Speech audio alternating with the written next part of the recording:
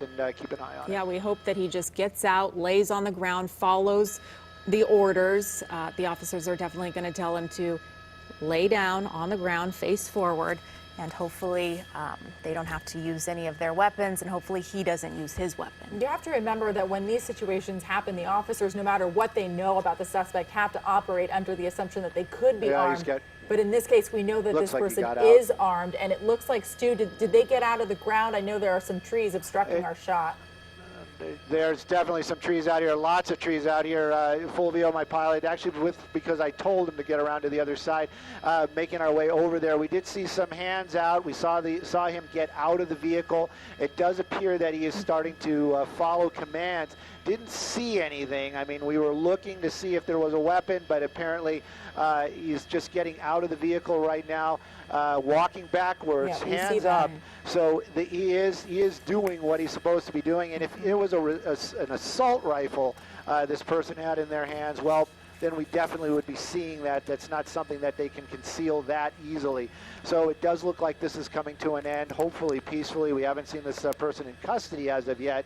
But right now, it definitely looks like that suspect giving up after a wild chase through the through the San Fernando Valley with many close calls. But thank goodness no civilians were injured. Okay, finally now we're seeing this person getting on the ground. That certainly is a good sign that things are going to end peacefully here. Of course, you don't know until it's over, but it is getting very close. And it was really interesting, Crystal and Stu, to see when this driver, and maybe our producers can re-rack the video, when this driver hit that patrol car.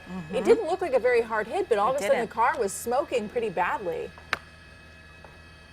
Yeah, definitely. And when we came to a stop, I was taking a look right there. It does look like there is some damage to the front wheel of that vehicle. These are front-wheel drive cars, but thank goodness. All I can say is really, truly, thank goodness for that damage, bringing that car to a stop. Who knows where this would have gone if that driver could have kept on going.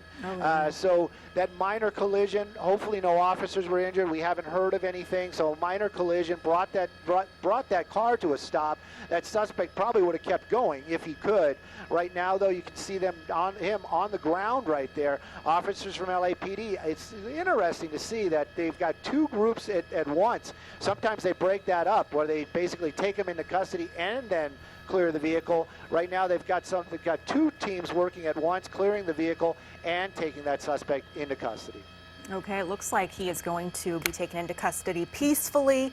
Doesn't look like anyone was hurt. It's pretty lucky that he ended up in that cul-de-sac, because most likely, we've seen before, you know, they just keep going and going and going until sometimes some people are hurt. So in this case, no one hurt. Doesn't appear no one hurt, and it looks like the officers are wrapping this up. Yeah, definitely good to see that. Like you said, there were very few opportunities for officers to put this to an end. This person at one point driving 80 miles per hour down Ventura Boulevard, through the valley. Just absolutely terrifying to see that for all of us here watching this, and certainly for people at home watching this who have loved ones who may be out and about in the valley tonight.